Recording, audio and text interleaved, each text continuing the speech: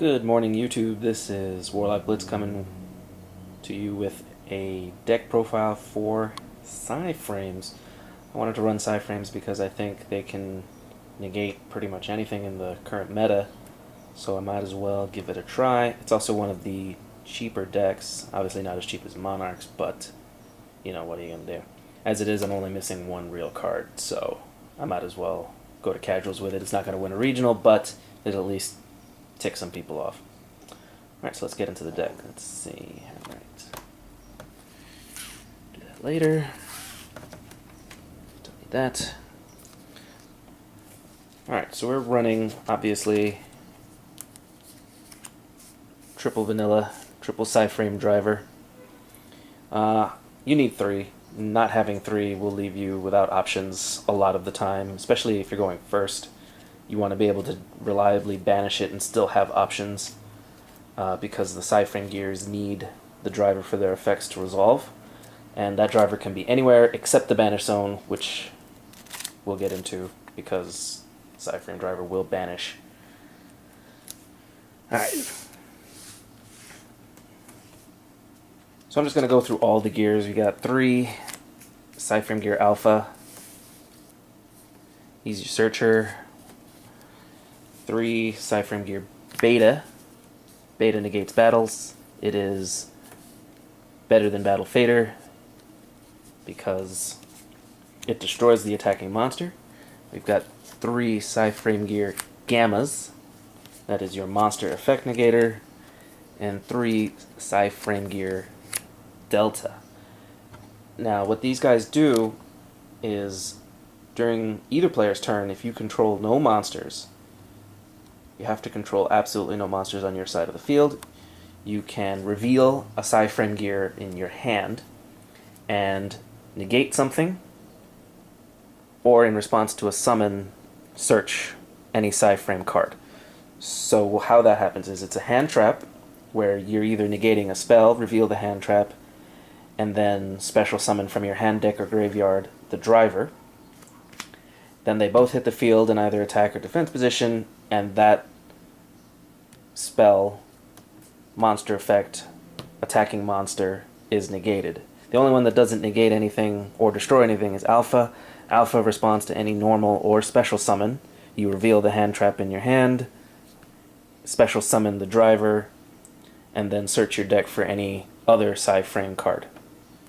So those are the main deck PSY-Frame gears and driver. I don't run the Trap Negator Epsilon in the main deck, I run it in the side deck. Usually in games 2 and 3, you side deck in the Epsilon because of the floodgates that your opponent's probably going to try, usually Imperial Iron Wall or Soul Drain or something like that.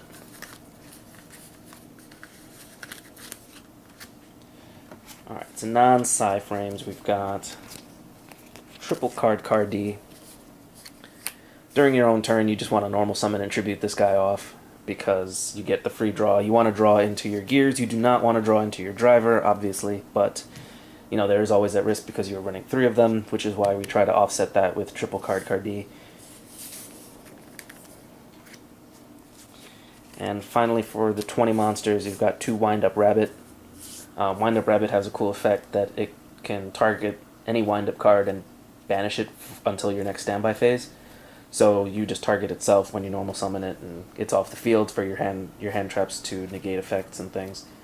It's also an interesting monster because it's Earth, so anything that targets lights or darks won't really work on Wind-Up Rabbit, which is a nice option to have because you don't want to get locked into something that you can't get out of without, like Twin Twister. Now we're going into the spells. We're running triple PSY-Frame Circuit. PSY-Frame Circuit is absolutely necessary because the gears will banish itself and the driver when it's used as a hand trap, but the circuit has an effect that if they're special summoned, you can use any PSY-Frame monster on the field to synchro summon during either player's turn. And it can happen multiple times per turn, so if you have the circuit and one of your gears goes off and negates something, summons the driver, you can use the driver, which is a non-tuner, and all the gears that are tuners to synchro summon anything you want. Anything. Doesn't have to be psychic, doesn't have to be PSY-Frame, and if you felt like teching in Emergency Teleport, you would have 2 tuners because all of your gears are level 3 and under, and you could go into something obscure and surprise your opponent during their own turn. But that's absolutely necessary. This has another effect too, where if you have a PSY-Frame monster on the field and a PSY-Frame monster in your hand, you can discard the PSY-Frame monster from your hand during the damage step and increase the PSY-Frame monster on the field's attack by the attack of the PSY-Frame monster you discard. So it's a good way to get rid of PSY-Frame drivers in your hand and pump one of your PSY-Frame monsters, usually a synchro monster, by 2,500 attack. All the PSY-Frame main deck monsters have 0 defense, by the way, so you do want to have a little more offense. I'm also running 2 Psychic Field Zone. I could have ran 3, but I decided to run 2. Sometimes they get a little cloggy at 3. With 2, I can reliably get back banished PSY-Frame Driver and PSY-Frame Gears to make a Psychic Synchro monster. It has to be summoned in defense mode, but it does count as an official Synchro summon, so it can be revived later. And besides your PSY-Frame Lords, you can get Thought Ruler Archfiend, which is okay. Actually, I use Psychic Field Zone also to get one of the more obscure Psychic Synchros. Overmind Archfiend works with this.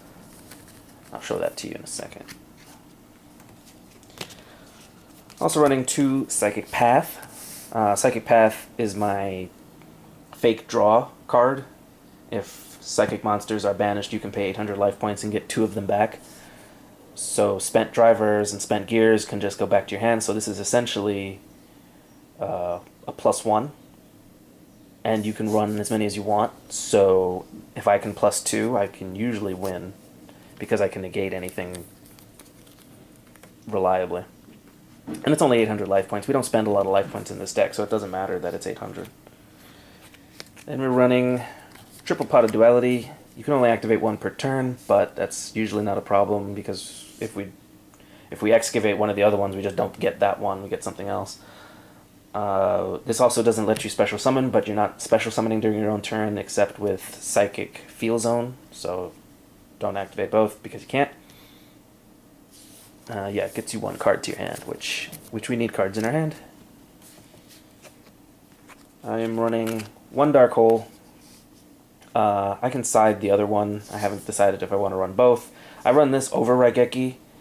A lot of the time, I want to destroy the monsters on my field, and the PSY-Frame Lords will float anyway from the graveyard, so I don't mind getting rid of them. Or I can chain their effect to Dark Hole, and it won't matter. This is how I deal with stuff like kaijus that are on my side, or Gradles, or Fogblade, or Fiendish Chain, things like that. I usually want both sides of the field clear for my effects and to stop opposing monsters. Obviously, it's great that it doesn't target, and sometimes I run 2, sometimes not. In the main deck right now is just 1. I'm running double Twin Twister. This is obvious. This negates all the floodgates, main deck vanities, the Soul Drain. The third one is in the side deck. You know, I don't want to clog with it, but I don't mind the cost either because obviously the driver in hand is an excellent discard target, or the trap, the PSY-Frame Overload, because when that's in the graveyard, you can search anything, including the field spell. So having that in the graveyard isn't a problem, and since it's a trap, I can use it during my opponent's turn and have a gear in hand to negate something. So yeah, Twin Twister, the cost doesn't matter, and getting rid of back row or Pendulum Scales is always good. Now we get to the traps. We got triple of that PSY-Frame Overload. So the graveyard effect I had already said was to search anything, any PSY-Frame except itself, and you could do that once per turn, I believe. Actually, it's just except the turn that it was sent to the graveyard. Yeah, you can do this per PSY-Frame card. That's great. The only once per turn part is the banish effect. You can banish one PSY-Frame monster from your hand or the field, so you can use the PSY-Framelords or the driver or the gears in your hand to banish any card on your opponent's side of the field face down. Face down banish cards are very difficult to get back. They can't be targeted because they're unknown cards. So you really get the full value of a banish effect. It's not coming back when it's face down. Only another PSY-Framelord Omega can really reliably get any card back. But they're not going to run that against you because you can take control of it. And the other effect is that search effect. So it's once per turn per PSY-Frame Overload. So if you have all three on the field, you can essentially banish any 3 cards from their side as long as you have the fuel in your hand. So yeah, this is a really great card. This is probably the best card in the deck because it stops everything. You run 3. And then we're running another draw engine, Psychic Overload. The psychics in your grave become 2 cards in your hand. If you have 3, you shuffle them back into the deck and draw 2 cards. It's a little slow because it's a trap. I'd rather it, have been a spell, but we can't have Pot of Avarice because Konami doesn't let us have nice things. Psychic Overload will do. Running the 1 Torrential. Again, I like both sides of the field to be empty, and this is an excellent normal summon negator. Usually if their normal summon's destroyed, then they're kind of dead for the turn, so I don't have a problem using one of these. I'd use more if I could. And the last card to make the 40-card deck is 1 Solemn Warning. I had thought to purchase Solemn Strike, but I already had a Solemn Warning, and I thought, alright, well, I already have Solemn Warning as a counter trap. 2,000 life points isn't the end of the world, and being able to negate a normal summon is usually enough to game like Monarch, certainly, if you negate that Idea. So yeah, 1 Solemn Warning in the main. I could probably put another Strike or something in the side, but I'm really liking how this trap lineup works. It's not that many traps, it's only 7? Yeah, 7 traps. So that's the main deck, 40 cards. If your side deck is open, besides Floodgates, you probably want to main deck some Max C. Again, the Emergency Teleport is an option, but you don't need it. It won't negate anything if you use it. And banishing isn't a problem, but I haven't really needed Emergency Teleport. Or that other quick play, the Telekinetic Psychic Well or something. But let's go into the extra deck. So here's that 1 Overmind Archfiend. Normally it requires a Psychic type tuner and 2 or more non-Psychic type monsters, but you can overrule that with the Psychic Field Zone. If you have a gear, a level 1 gear and PSY-Framelord Omega, or a level 2 gear and PSY-Framelord Zeta, it'll satisfy the 9 levels required for this Psychic type Synchro monster.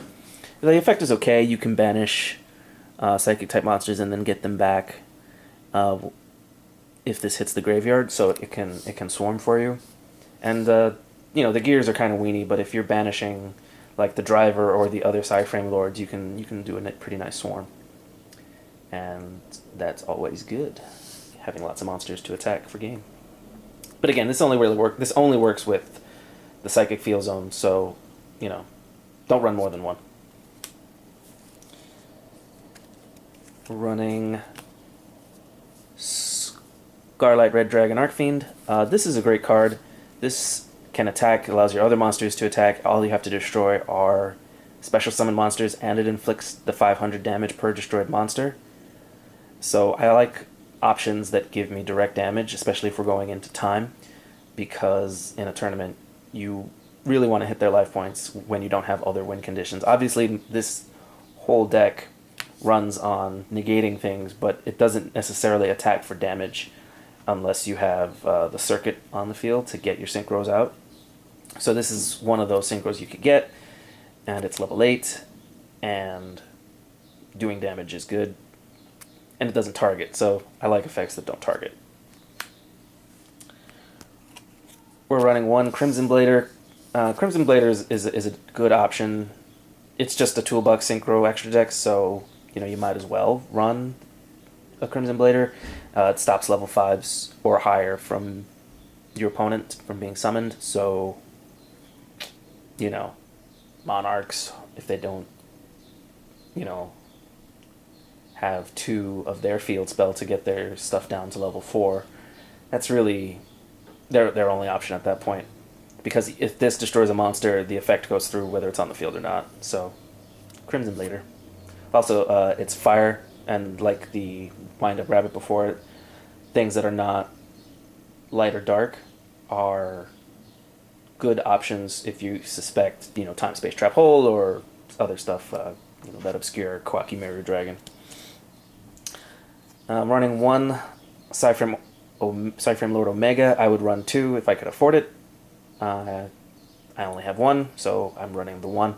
They float, so you wouldn't really need to run 3. They both PSY-Framelords float from the graveyard to the extra deck, and then again with Psychic Field Zone, I can float these from the Banish Zone. So having 1 hasn't hindered me all that much, but I would still rather run 2. And so my other level 8 Psychic type Synchro monster is the Thought Ruler Archfiend. You hardly ever use this effect. This isn't for an effect. This is just another option. If you have to Synchro a level 8 Psychic, then you might as well do this one if you've already spent your Omega. And it's one of the original Psychic Synchros, so nostalgia. 1 Stardust Dragon. The fact that it tributes itself to negate opponent's effects is good because that leaves your field open. I like this more than Spark Dragon, and again, since it's wind, it avoids certain things that are really, quote-unquote anti-chaos. So 1 Stardust Dragon. Yeah, the 1 Stardust Spark Dragon. I run a lot of Floodgates in the side deck, so this protects my alternate win conditions, and, this would be replaced instantly with the other PSY-Framelord Omega, though. This is what I would take out, because I don't need both this and Stardust Dragon original. But yeah, 1 Stardust Spark Dragon. That's it for the level 8 Synchros. Level 7 Synchros, I got 1 Michael, the Arch-Lightsworn. The end phase effect of milling the 3 cards isn't great, but banishing is what this deck does best. And having the requirements to summon this, it's pretty strong. At 2600, level 7, it's reliable, so there's no reason not to run 1 Michael. We got 2 PSY-Framelord Zetas. There's no need to run the 3rd. They float from the graveyard. I have a way to float them from the Banish Zone. So, run 2. They have a way of negating XYZ monsters, because if you banish them, they don't have their materials anymore, so then they can't use their effects. It's a really great option to get them off the field with that effect, and then have your field open for more PSY-Framegears in your hand. Yeah, it's 2500 attack, which isn't bad. You can crash this in with other 2500s, or this one being the weaker of the 2 PSY-Framelords, works really well with the circuit on the field, and discarding the driver or any of the gears. The weakest gear is 500 attack, so you can get this to 3000 with the circuit on the field with that discard effect. 1 Black Rose. Clearing your opponent's field, clearing the whole field on your opponent's turn is great. If you have another circuit in your hand, go for Black Rose Dragon, just nuke the whole field. And, Black Rose Dragon. Why not? Black Rose Moonlight Dragon is another decent option for decks that run high levels. Level 5s get bounced. When it's special summoned, it bounces. It's just a good card to have. It is light, so I sometimes prefer Black Rose because fire, but light dragons are cool as well. Shoutouts to Blue Eyes White Dragon. And, the artwork. It's really pretty. And my last level 7 Synchro is Ancient Pixie Dragon. This is a way to slowly get rid of an opponent's monsters, but more than likely they're going to get over the 2100 attack, but it does work with field spells, and since I'm running 3 field spells, I felt like running Ancient Pixie Dragon. It's an easier effect to resolve than Ancient Fairy Dragon, so that's why I run Ancient Pixie Dragon instead. But you could swap out either one. Or you could swap out these cards. These are the only XYZs in the deck. This is the rank 8. I'm running number 107 Galaxy Eyes Tachyon Dragon and Red Eyes Flare Metal Dragon. So the rank 7 Metal Flare Metal Dragon is good, again, for time, negating. This will probably be replaced. There's another Galaxy card that really works against pendulums. But for now, this is, just 2 level 8 monsters. You get a really strong beater that negates during the battle phase any monster on the field. And then sometimes you can attack twice per game. So this is a good option if you really want to stop, I don't know, Marshmallow or something silly like that.